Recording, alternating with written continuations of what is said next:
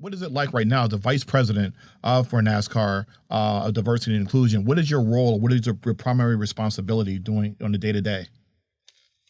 Yeah, very succinctly, it's to make sure that NASCAR as a company, as a sport, and as an industry, right, are building a diverse and inclusive environment and culture that allows diversity and inclusiveness to thrive, right? It's twofold. Like, you can build a diverse culture but not be inclusive. You can have a diverse and inclusive culture, but if it's not thriving, right, if it's not woven into the fabric and value and DNA of the company, it's not going to work. And that's one of the things that I'm most proud of NASCAR and what we've been able to accomplish in 2020 is that we are, we're not there yet, completely, but we are certainly, a lot further down the path of making sure that it's in the culture and that of the company, of the industry, of the sport, and that, we as a league are going to, we want to be on par with the NBA as far as that's concerned. And having that be woven into the fabric of who we are as a sport and as an industry. And so we've got a lot of work to do. We've got a lot of minds to change, as far as that goes, but we'll do it. And we're looking forward to it. We know we've got to do the work. We know we've got to, build and repair. And in some cases, just start the process of introducing people to the sport. And we're willing to do it. We're excited. My name is Dr. Marc Williams. Welcome to my Masterclass.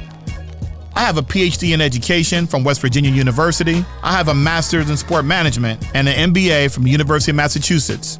I even have an undergraduate degree in sociology from William Patterson University. And currently, I'm the Global Scholar Practitioner at HBCU, Florida Memorial University. But I also work for 3 of the largest sports brands in the world, Reebok, Champ Sports, and Foot Action. But I can't go anywhere without my Jordan 1s. Join me and my guests as we explore their rise to the top through adversity and challenges. It's time to help you find a hero in you. Welcome to my Masterclass.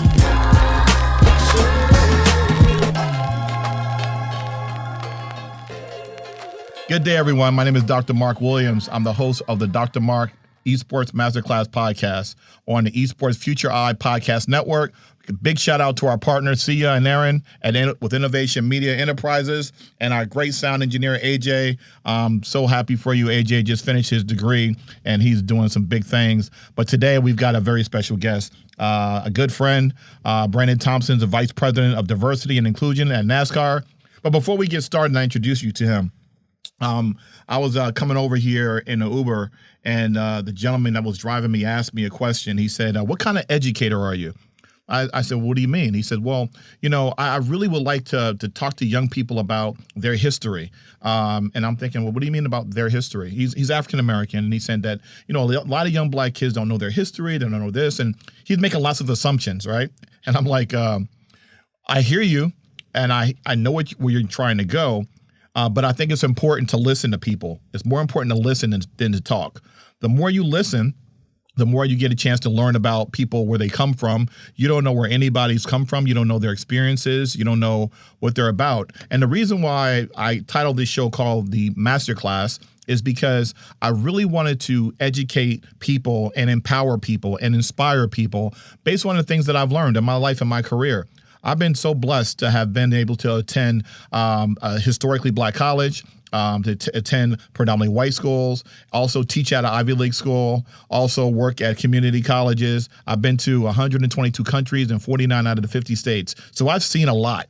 And so this is just my perspective. At the same time, someone else's perspective might be different from mine. But if we talk together amongst each other, no matter what your race, gender, or class is, guess what? Now you have the ability to touch lives and listen to people if you listen. And that's what I want to do here. I want to educate, inspire, and empower. And one of the things that the stigma that we have as people, every person, is that we think we know something about something or someone until someone tells you something differently, because that's only your perspective. And what I know about NASCAR growing up, it was not a sport that was not necessarily not embraced in my house, but because it was a sport, I watched it. I wanted to know. Are there things that I need to know about NASCAR or want to know? Absolutely. And a lot of times I grew up in a predominantly white community. And so when I grew up, I was always curious and fascinated by things that I didn't know about. And then when we were growing up, you didn't see black quarterbacks, right? And when you saw one, we cheered for the black quarterback because we never saw it before, right? We watch Family Feud. I mean, this is a joke with all my white friends. They'll say, "What do you think about Family Feud?" I said, when you're black and you see a black family on Family Feud, you cheer for the black family. Growing up, only because we didn't see a lot of black people on TV. I grew up in the '80s. We just didn't see it. And the Cosby Show, and Different World, maybe, and a few shows here and there, but you really saw that.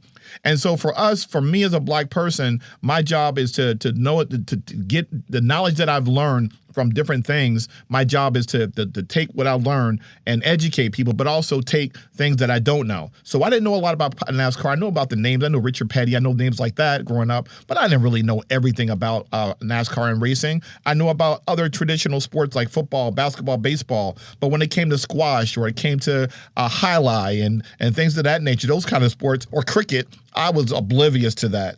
But today we have someone that is going to educate and is going to school us and give us a better perspective about NASCAR. Yes, and he just happens to be African-American, and he is the Vice President of Diversity and Inclusion at NASCAR, my dear friend, Brandon Thompson. What's up, brother? How are you? What's going on, everybody? Thanks for having me. Oh, no, it's a pleasure to have you. I'm so excited to talk to you because there's so many stigmas that people, white and black, and other cultures have on NASCAR. And as I see an African-American male that works for NASCAR, and he's been there, and we're going to get into this about his background, who went to a historically black college. Both of his parents attended HBCUs, and he's at NASCAR. And he's loving it, and he's been there for a long time. But before we start talking about his background and his experiences at NASCAR, I just like to talk to him a little bit about his background and how he grew up, because it's so important to understand about your foundation.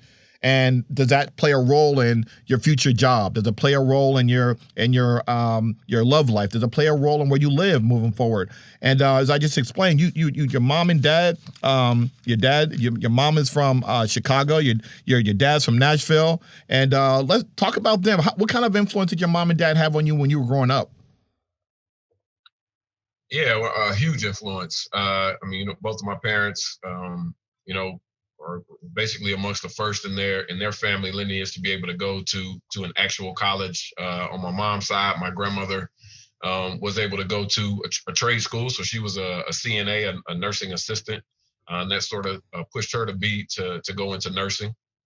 My dad, again, it was the second oldest in his family, and was the first really to be able to go off to school to get a higher education. So that's a little bit about their backgrounds, and obviously that had an immense effect and influence over my life. My dad being a lifelong educator, and my mom, pretty normal people, growing up middle class, not didn't necessarily have it the worst, but didn't have it the best.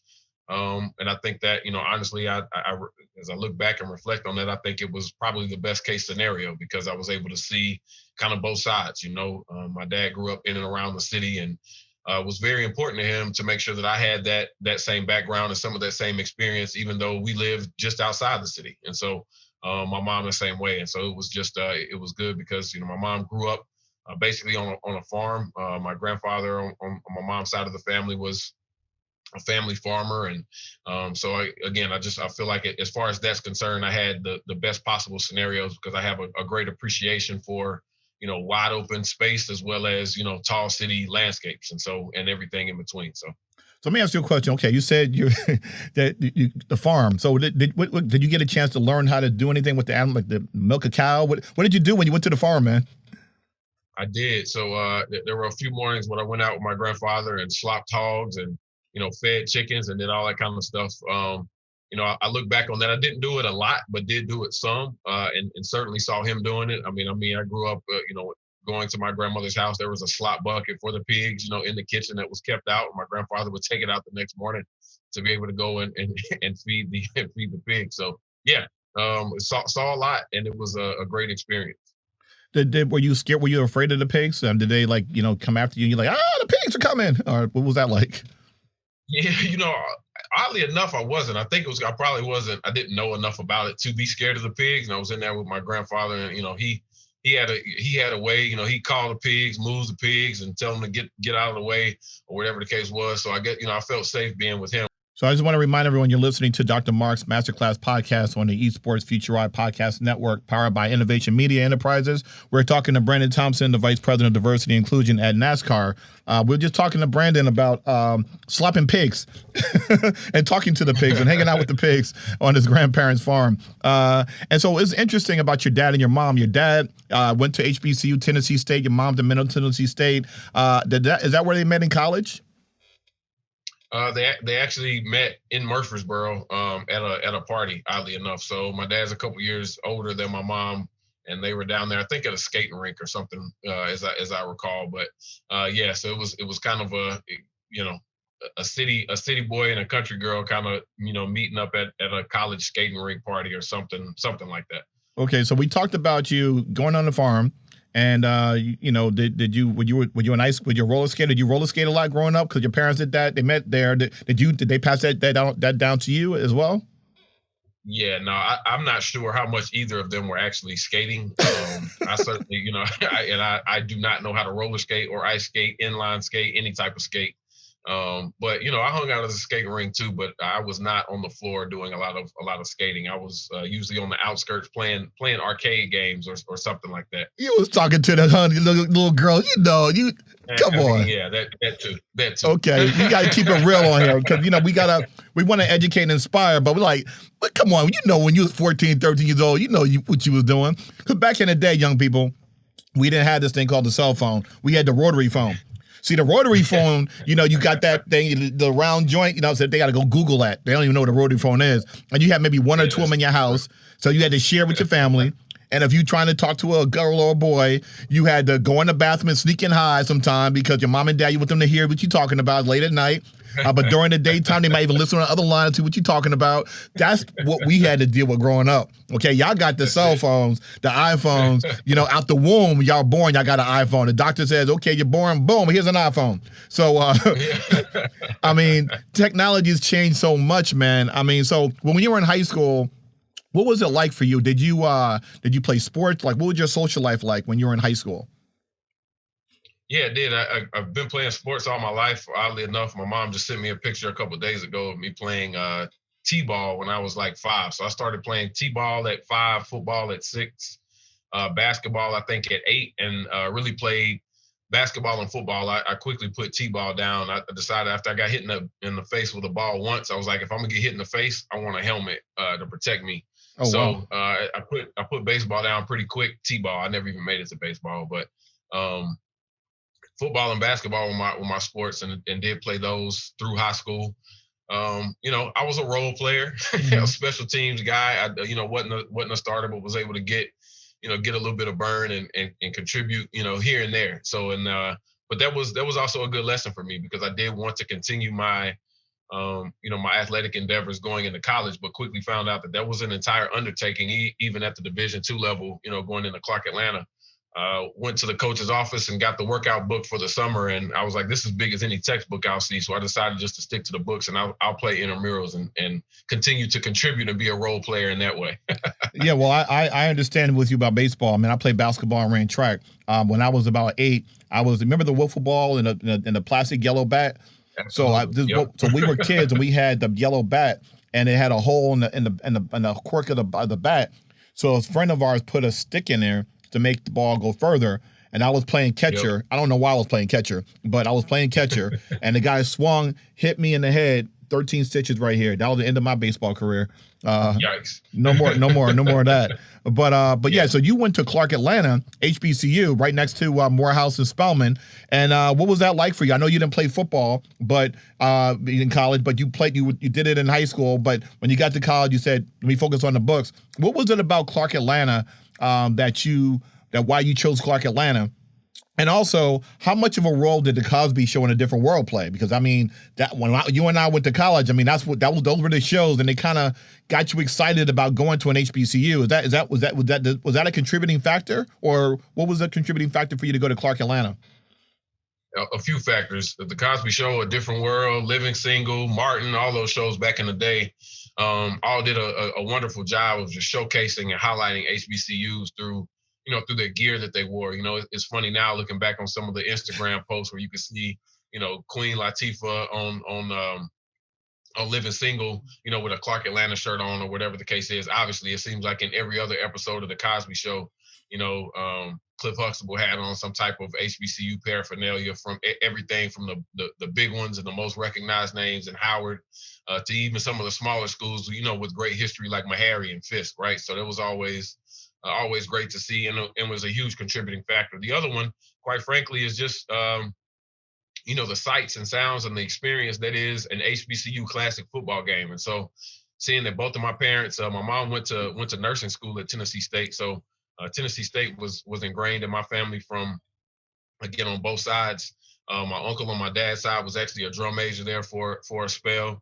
And so Tennessee State, growing up in Nashville, was an absolute staple. And so going down and being able to travel to the Atlanta Classic and watching Tennessee State play Florida A&M there in Atlanta is really what made me fall in love with Atlanta specifically. And so, before I really knew what it meant and what I was saying, I can remember being 12 or 13 years old saying, I want to go to college in Atlanta, not in particular in HBCU. I didn't really know what that meant until I got down there and got old enough to actually start touring and visiting colleges, and was able to put two and two together that, this HBCU thing is what, these were the sweaters and the shirts that these people were wearing on these, on these TV shows growing up. And then to find out that, by the way, A Different World was shot basically in and around Spelman and the AUC in Clark, Atlanta, obviously. And so some of those same buildings, that basically sealed the deal for me. And if someone's listening right now, and we use the term to Florida A&M, if people are learning about football or basketball, it's also, the acronym is what, FAMU. So people know what that is. The Atlanta Classic is, there's a number of classic games that are big in HBCU. You got the Florida Classic between Bethune-Cookman and Florida A&M FAMU. You had the Bayou Classic with Southern and Grambling. So there's a number of classic games that are really big and really that resonate with us. And one of the biggest things that people will learn is in the movie Drumline with Nick Cannon is the bands. That's a big deal. I think people think, hey, I go to Notre Dame, I go to this school. Ain't nothing like a black college band going to no one cares about the game. They care about the bands. Tell everybody about that experience going to a black college or going to a black college football game. Why people should go to a black college football game and at least experience that. I could go on. I could take the rest of the time talking about that. So I'll try to be as brief as I can while being as effective as I can. I would just say that it's sort of a universal symbol. You see the band doing this, that what's getting ready to come next, some big tubas and big horns playing, neck, as they call it, or talking out the side of your neck, which is the formal name. But yeah, man, I can remember to this day, there was a tuba player at Tennessee State. His name was Big Red. I always remember Big Red. I think Big Red was probably working at a full-time job and still playing in the band at Tennessee State. Because I swear Big Red was in he played tuba in Tennessee State's band. It had to have been for 6 or 8 years. I don't know. I'm making it up probably. It felt like forever. But you're absolutely right. I can remember going, whether it was Hale Stadium, the Hole down there at Tennessee State, or even when they moved over to the Titans Stadium to play their home games, breaking out with my best friend, and we would go over there and just sit by the band. It's like, we ditch our parents at the gate. Thanks for paying for the ticket to get in. We're going over here by the band in the majorettes. So that's what we used to do. And it's a huge thing, the fifth quarter, and you just, all of the different synchronizations. And then the last thing I'll say is just looking back and you not understanding how much that had an influence on the music that you listen to. Mm-hmm. Because I can remember hearing Earth, Wind, and Fire and Talking Out the Side of Your Neck and some of these other things that were being played by these bands. And then now to go back and look today and listen today, at the influence that had and how the quality of the music and why those bands were choosing to play those songs, because the instrumentation was so deep. And so I like I said, I could talk about that all day, but a huge, if you haven't been to an HBCU game, definitely go, and don't leave. Don't make the mistake of leaving when the game's over. The fifth quarter is what it's all about. Absolutely. And one of the other things we talked about is you mentioned everyone knows what a Cosby Show is, but a lot of people never really paid attention to A Different World. Everyone knows more of a universal thing with the Cosby Show. But A Different World was a spinoff. The daughter, Lisa Bonet's character, she went to the school called Hillman, which was really Spelman College, but Spelman's all girls school. It's in Atlanta, so you got Spelman College is all women. You have Morehouse all men, and you have Clark Atlanta that Brennan attended. But the show was important to me because the first year that it came out was the first year that I was in college. So I kind of went to college with them, so to speak. And I remember on Thursday nights at 8:00, we'd watch the Cosby Show, A Different World. And then Cheers came on and everybody would leave. I stayed and watched Cheers too. But they were like, oh, we ain't watching that. I watched Cheers. But my favorite character on the show was Mr. Gaines. I love Mr. Gaines. And then I became really good friends with Charnel Brown, who played Kimberly Reese. But Mr. Gaines, like, oh my goodness. Oh, well, Dwayne Wayne. I mean, I love that cat. I love his voice. I love the sound effects. I mean, you know how Mr. Gaines, but you know how he got down. Absolutely. Yeah, Mr. Gaines at the pit. Yeah, he always had he had long stories and good food, but always, every now and then he sneak, which I think is a very appropriate character, because I think a lot of times in real life, but also on the show, I think what he represented is you write the guy off, right? Because oh, that's just Mr. Gaines. And he don't know much. He just, he just works at a restaurant or whatever the case is. But every now and then he drop a nugget on you. And that's I found that to be so true throughout my life and career, right? That a lot of times these people who feel like they, may be the lower end of society or the socioeconomic spectrum or whatever, those are the people who give the best advice a lot of times. And I think that was also true for Mr. Gaines watching the show. So shout out to the show, and it's on Amazon Prime, I know. So to any of the younger folks, the younger millennials or Gen Z, go back and watch that show, because I think it's a great cultural landmark in terms of time, but also just I think it does a lot and speaks a lot to the culture and how we were able to get to the point where we are now. And you see a little bit of the Cosby Show, a little bit of A Different World, a little bit of Living Single, a little bit of Martin in today's shows, but all of those shows, to your point earlier, harken back to the Cosby Show and A Different World for a lot of the cultural inferences and things like that go on. And that's those were the OGs.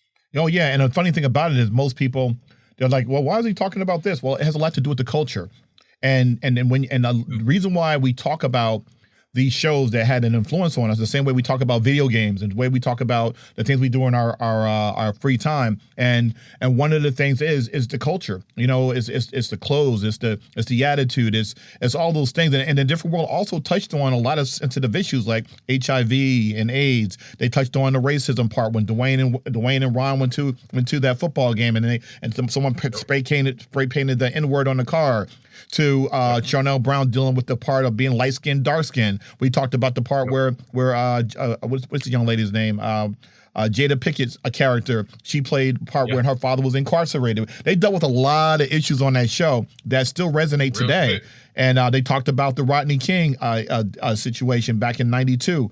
And then my favorite episode of all time. And I don't think this will ever happen. It could happen, but I hope not. You know how when the pastor said, "Does anybody have anything to say to not unite these characters, to make them married?" And Dwayne Wade interrupted the wedding. Baby, please, baby, please. And he married Whitley. I'm like, who does that? Yeah, no, for sure. That it's a GOAT moment. But you talk about those and how just real society was woven into that show. I think back when when Dwayne Wayne's friend went off to the war, in Iraq, Desert Storm, they talked about that. But even, some of the things about, people having to work their way through school, and the real things that occur, to people while they're in college, right? Like Whitley having to go out on her own, and, her dad cut her off from the credit cards, and her having to, become an adult, a real life adult, stop living off of her parents, or,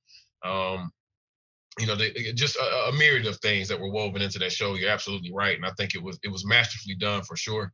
And to your point about why we could spend a lot of time talking about this is because in terms of the culture and what the culture is even today, absolutely has its roots in and around shows like that for sure. Right, and I think that as we talk about your career and your journey in college, as far as choosing a major, that happens a lot. Well, a lot of people we focus in on our parents want us to do this. Want to major in marketing, or major in history, or major go to school and become a teacher or a doctor or a lawyer, because those are careers that parents is safe for them because that's what they know.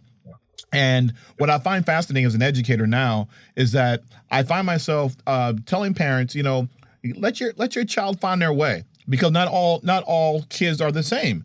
And you've got to treat kids, your young people different from their siblings. All of them are individuals. And even though you're going down this path, you think you're going on this path of doing this, you may change. And I remember you were doing physical therapy at one time, right? That's what you thought you were going to do until you did the Summer Bridge STEM program. Tell us about how that happened. Yeah, so I trying out for the basketball team my sophomore year, had a knee injury, ended up having to get surgery. So that, that ended basketball for that particular season. And of course, after that, comes the physical therapy. And so I thought, this is a pretty cool job. Like, it's inside, you still get to kind of be around sports a little bit, and, helping people get back and whatever. Like, it seems, I didn't think it was easy per se, right? But I was like, it seems copacetic. Like, it's not, not super high stress. It's kind of cool, whatever. So I wanted to pursue that as a career. And like you said, the academic preseason program was the name of the program. And I probably 2 weeks in, I was like, yeah, this is not it for me. Didn't realize all the science that would have to go into that. Not a huge science person, I respect the sciences and all that kind of, but that's not, not my ministry. So had to hit the reset button for my first year in college. My entire freshman year, I was undecided on what that was, and was taking general classes, which you have to get, which is fine. Was encouraged by a lot of counselors and things like that on campus to be able to, hey, take your time. You don't start taking major classes until your sophomore year. No need to rush. Take some time to think about it. What do you like? What do you enjoy? And that led me to business administration and marketing in particular. The reason I went with marketing, I was also into PR a little bit. Kind of thought that might have been an interesting track, but which I think was good advice from some folks there on campus. Was like, look, marketing can easily blend over into PR.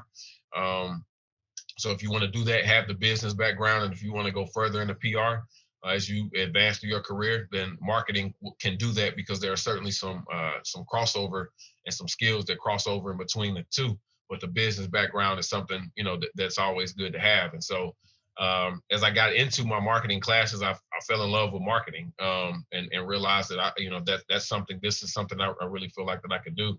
And then, we'll get into this, I'm sure, at some point, but I've not basically used my marketing degree until this year, really, in my professional career. So, but, all things happen for a reason. I know I'm not alone in that. I think there's some stat out there where like 60% of people don't end up going into their major of study in their career fields. Certainly not right out of college, but maybe ever. So, all good. Happy things ended up the way they did. And, moving forward, it didn't turn out too bad. Right. So you tell us that summer 2003, you did this Nash, your internship at the Nash Super Speedway. What was that like? And how did that even happen? Yeah.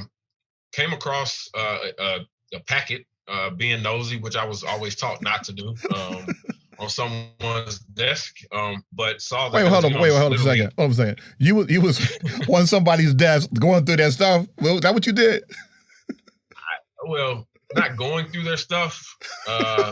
It was laying out. Okay, was I looking on their desk? Yes, I was. He was being nosy, y'all. I was being nosy. Yeah, it is what it is. Yeah, I know.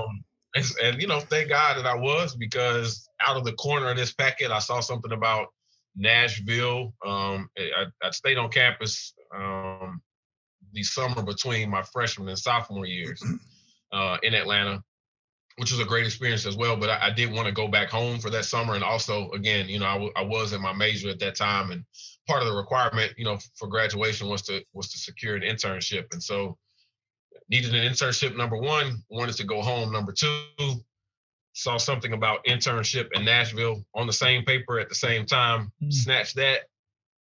Lo and behold, it was the Nascar diversity internship program. So pursued that wholeheartedly, not knowing anything about NASCAR or what that would lead to. I just knew that I wanted to go home. I needed an internship. Great. This is a great place to start. Not scientific at all. And yeah, again, end up turning, it was a great experience there. At Nashville, was able to, I did work in the promotions and marketing department, got up to speed very quickly. The folks there were very nurturing and allowed me to, really get in. It was a small staff, which I think was great. So I was forced into being a part of the team, even though I was not full time.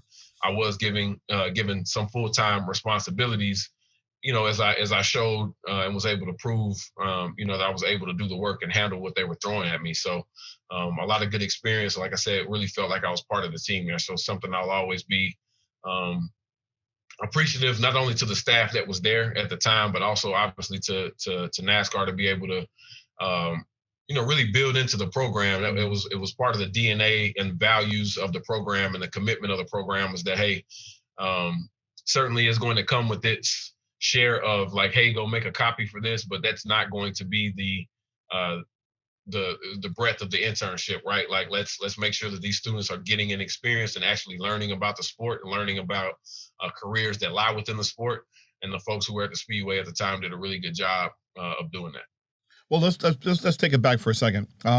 See, a lot of people, he's talking about this great internship program that he had. Obviously, he was prepared. He was majoring in marketing. He had the business acumen to know what to say and what to do. At the same time, he saw something on the desk of someone's desk, and that's how he got it. I'm not saying it's wrong or right, but again, you never know how you're going to get an opportunity. But you almost didn't get the opportunity because you were hanging out with your friends during a break or whatever at the beach house, and you said to me before, you always got to be ready.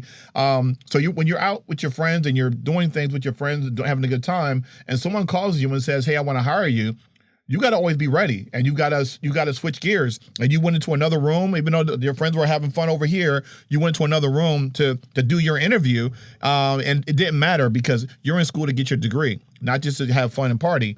But that was another lesson you learned in terms of always being ready and being prepared. So did you feel you felt you were prepared no matter what you were doing? You was prepared for that interview.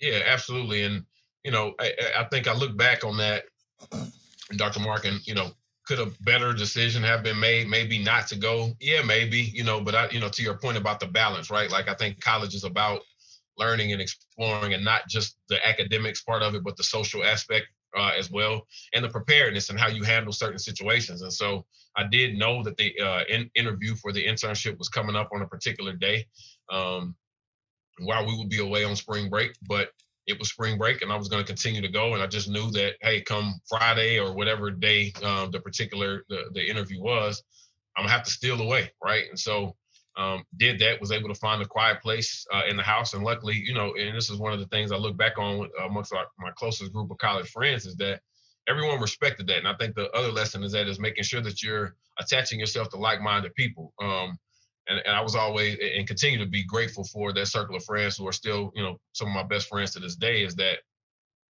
we're going to have a good time, but we're going to be about the business as well. I can remember literally being in clubs, citing things for accounting class, because we had an exam coming up in a couple of days. And, that was a fun thing to do for us. But, specifically talking about this internship, there was a lot of respect amongst my friends. Like, no one was being funny and knocking on the door or doing anything like that. It was like, hey, I got an interview for that. I got to knock this out. 25 minutes. It was what it was. And it's back. Let's go back out and back to having a good time. But, you prepare and set your day around that, just to make sure that you're not missing or blowing an opportunity. And also choosing the right friends, because you could have had some knucklehead friends or associates at the time, and they could have acted silly and opened the door, and the people in NASCAR have been like, well, you're not going to hire this guy. One of the things that I loved about what you said was that that this is one of the best internship programs you could possibly be in. It was a paid 10 weeks program. It was an amazing vetting process. What was different about that internship that you think that's different from a lot of college internships, would you say, especially in sports? Yeah, I think number one, the fact that it's paid, and that going in. I'm not saying that NASCAR has the only paid internship program, but it's that being paid at an internship is not a guarantee by any stretch. Right. And while the NASCAR diversity internship is set up for students to be paid, I would certainly encourage people not to let that stand in the way. If you have to volunteer at an internship to be able to get where you want to be, absolutely go do that. But yeah, it was one of the advantages of this program, and continues to be. It's a paid 10-week internship program. As I mentioned, part of the literal thread and DNA of the program is that it's going to be meaningful, and that there's not going to be a lot of sitting around and just listening and observing, but you're going to do. We ask the people who host interns to be able to have a couple of designated projects or a couple of things for sure that are carved out specifically for this intern, and our internship partners do a great job of doing that, and have for 20 years. And that's the other thing that I want to highlight here, is that there were all the things in social justice and NASCAR banning the Confederate flag, which I know we'll talk about a little bit, later on before we get out of here. But the NASCAR internship program has been around for 20 years. The Drive for Diversity program, which we'll talk about, has been around for 15, 16 years. And so these programs aren't new. And that's part of what we have to do, is make sure that the word gets out about these programs. And we've had over 400 students come through the NASCAR Diversity Internship Program in its 20-year history. So something we're really proud about. Let me ask you, so when you were amongst your friends at HBCU, obviously NASCAR is not a sport that a lot of the kids are watching, probably more like basketball, football, baseball, maybe. How did your friends react to you working for NASCAR, and did you ever get any negative reaction, and how did you handle that? Or how did people normally react when they said you're working with NASCAR, you have your summer internship, 2 years in a row you're doing NASCAR? What was that like for you? It wasn't. I never got any negative feedback. You did get some funny looks, like, you're doing what? Like what? Like NASCAR? Or like how does that work? But to be honest, that fueled my fire, man. I've always kind of been a little bit. There's a part of me that's always been a little bit of a contrarian, like do something different. Don't always float with the mainstream and do everything everybody else is doing. And NASCAR was kind of a way for me to, quite frankly, brand myself on campus, whether it was for faculty, staff, but even students. People knew me as the guy who interned at NASCAR. And that I was okay with that, because, again, NASCAR did a good job of, once they realized that, like, hey, there's a batch of students here. And I think that's why representation matters, is because the second time around, we were able to actually, people were putting, the NASCAR folks put flyers up. They literally came to Clark Atlanta's campus to put flyers up on campus about the internship program. And a lot of people applied, and other students were able to be a part of that, as a result. So representation matters in that sense. So not a lot of negativity, but certainly some strange looks, because it was outside of the norm. Right. Yeah, so the thing about it is you've had several opportunities at NASCAR, from working in a serious operations department in Daytona Beach to the diversity affairs department, which prepared you for your current role right now. What is it like right now as the vice president for NASCAR of diversity and inclusion? What is your role? What is your primary responsibility doing on the day-to-day? Yeah, very succinctly, it's to make sure that NASCAR as a company, as a sport, and as an industry, right, are building a diverse and inclusive environment and culture that allows diversity and inclusiveness to thrive, right? It's twofold. Like, you can build a diverse culture but not be inclusive. You can have a diverse and inclusive culture, but if it's not thriving, right, if it's not woven into the fabric and value and DNA of the company, it's not going to work. And that's one of the things that I'm most proud of NASCAR and what we've been able to accomplish in 2020, is that we are, we're not there yet, completely, but we are certainly, a lot further down the path of making sure that it's in the culture and that of the company, of the industry, of the sport, and that, we as a league are going to, we want to be on par with the NBA as far as that's concerned. And having that be woven into the fabric of who we are as a sport and as an industry. And so we've got a lot of work to do. We've got a lot of minds to change, as far as that goes, but we'll do it. And we're looking forward to it. We know we've got to do the work. We know we've got to, build and repair. And in some cases, just start the process of introducing people to the sport. And we're willing to do it. We're excited about it. Well, I'm excited because you and I have been talking about you coming to Florida Memorial University and doing a Masterclass with our students, and then also I've got to represent the HBCU Esports Alliance. This is our our league, of course. We did our first homecoming last week. Oh my God, the numbers were off the charts, man. We averaged well over 100,000 viewers our first time out. And then when Soldier Boy came out, we were up to close to 800,000 plus that watched it. It was insane. So we're looking forward to you adding your to NASCAR to what we're doing. But one of the things that we want to talk about, the elephant in the room, but there's no elephants here. We just straight up here. We want to talk about Bubba Wallace, man. What was, that was something that really touched a nerve with America. One, because it brought to light some of the ugly truths that happened in America, the Confederate flag and what it means to some people. There was people, Bubba Wallace is African American, and people were looking at him and thinking that he created this problem. But what I loved the most was that NASCAR stuck behind him, and they also owned that, hey, we have a problem here, that there is racism, and this was a noose. How did you collectively as NASCAR come to the decision to not only acknowledge that, hey, that is a noose, and that we have some work to do, and as a person of color, there's two parts to it. That one part, how did you all come together to say this is what our narrative is going to be? And as a person of color, did any of your colleagues ask you your opinion about maybe just the aftermath or just the thoughts about how people are perceiving this issue? Yeah, well, I think in terms of folks coming together, from a decision making standpoint at the executive level, we've got great leadership, and so there was never any question about any of that, like how to react or what to do. It was very swift. It was very definitive. Conversations really not all that lengthy. Like it's not like we were in. I think back to the iconic photo of the Situation Room with Barack Obama when they went after bin Laden or whatever the case is, right? And there's this intense photo with like Hillary sitting there with this like stern look on her face, and they were probably piled in that room for hours. Right. It wasn't that on this issue. It was, hey, here's what we found. There's a lot of anger, quite frankly, and not just from the black people on the phone or in the room, just period. Because one of the things again that I continue to come back to about NASCAR as an industry and as a sport, you're not going to find anything that's more tight-knit than that as a community. The NASCAR community in and of itself is very tight-knit, very family-oriented. And at that point, one of our family members was under attack. It didn't matter if he was black, white, gay, straight, fat, skinny. It didn't matter. Somebody has come after one of our own. And so you saw that with the entire industry rallying behind Bubba and pushing his car to the front of the field there at Talladega.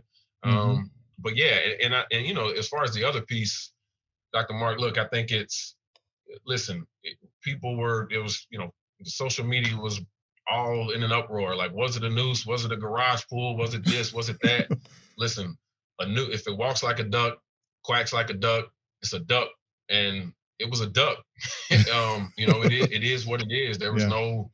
And it's not something that we're proud of, and I don't mean in any way to make light of that, right? But like some things are what they are, and that was what it was.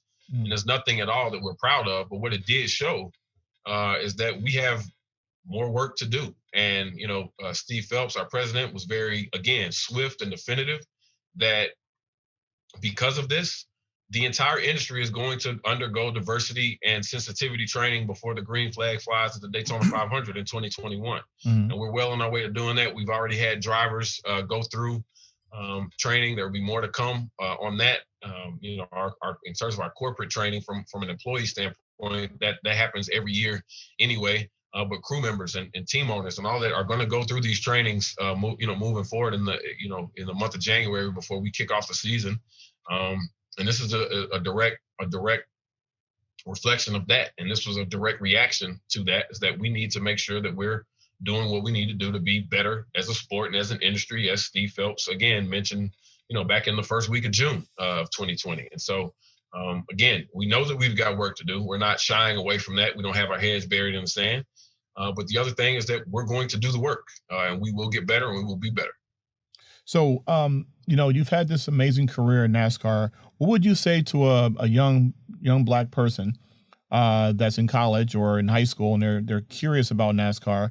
Because again, It's not something that you see every day of a person in your position in a corporate office at a predominantly white sport for the most part. What would you say to them, and how would you encourage them to take a look at NASCAR as an opportunity for them? I think you said it best. Listen, I think outside the box, regardless of what it is. And so, if you're looking to get into sports and entertainment, certainly consider NASCAR, because it's a great industry. It's a supportive industry. We're working on building that diverse and inclusive culture. Like I said, where people can thrive and be themselves. Be 100% of themselves at work and in the workplace and at the racetrack. In the stands, whether you're watching and consuming the sport from an entertainment standpoint or pursuing it as a career. We want you here if you enjoy fast cars and excitement and door-to-door racing and all the stuff that comes along with what NASCAR is as a sport, right?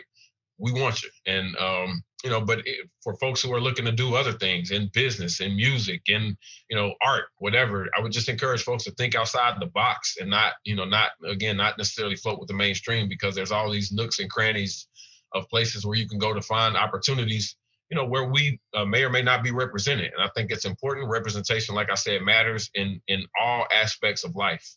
So that's across all industries. That's across all races and creeds and identities and, sexuality, all that stuff. It matters. And your voice is important to be heard in these rooms. And like I said, across all industries.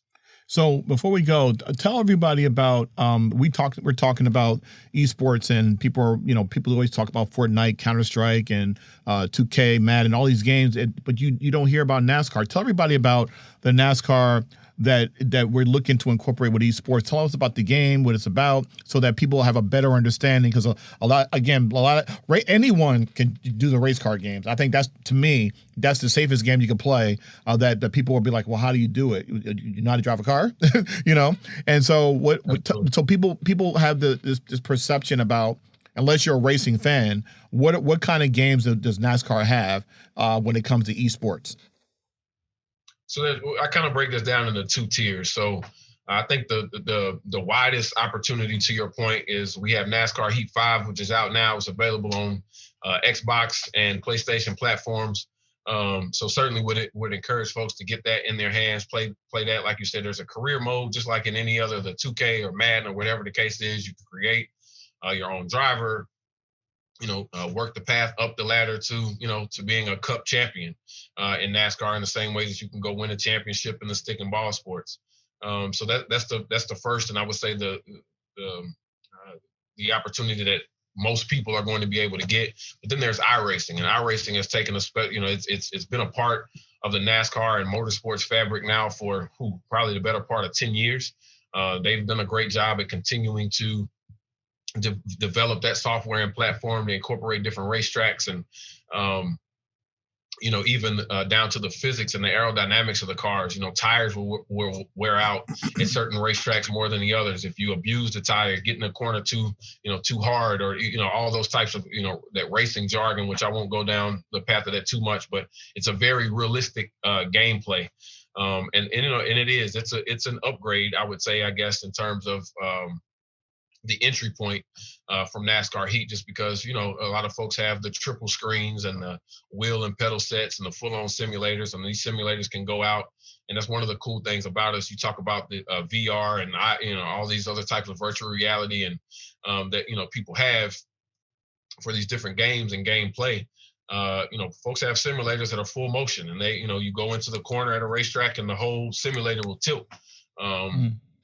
And sort of give you that, what that feels like, the sensation of having the G's and putting the car on the racetrack. And so we were able to actually get back as NASCAR was the first sport back virtually, back in, I think, April or so, when we were able to get into that and show iRacing on broadcast television with Fox. I think 6 out of the top 10, 6, maybe even 7 of the top 10 top rated esports viewing events are NASCAR events. And those are the events that we were able to go through early in quarantine and the pandemic of this year, something we're very proud of. But then, we're able to actually be the first back in real life as well, in terms of major sports, and the first back with fans. And so all those things sort of in iRacing and esports was at the very core of that. And so we're excited to go down this path full bore. And again, there's a lot of opportunity in and amongst HBCUs. And obviously there's a great appreciation for HBCUs on this side, especially with me, along with the other folks on our team. We've got 3 of the 4 people who work in our department are HBCU graduates. So we've got 2 Clark Atlanta grads and a Howard University grad. So was something we're proud of. And there's a lot of other folks in and around the industry and other folks at NASCAR as well who come from that same background. So, and we have a call today too. Yeah, exactly. And so everybody knows, I'm not putting him on the spot. He sent me a pic. He shouldn't have did this to me. He sent me a picture of this dope simulator. And I'm like, hey, man, when are we going to get it? So it's just complicated. And like, you know how Facebook says you're in a relationship, you say it's complicated. But anyway, I'm looking forward to the simulator because it looks amazing. But I'm really looking forward to the master classes next semester. I mean, there's so much we learned today, and there's so much. Would you be able to come back and talk some more in the future about the things that you're doing at NASCAR, some of the initiatives you have? Because, I mean, you and I, when we talked, we didn't really, we didn't make jokes and stuff like that the first time. But and you come on this show, we gonna get down and have some fun. Did you have fun today?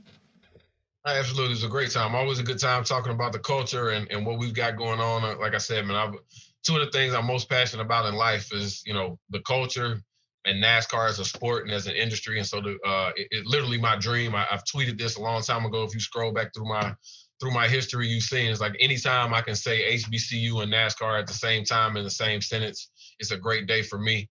And so a full hour of it, I can't get enough. Can't think of a better way to close out the year.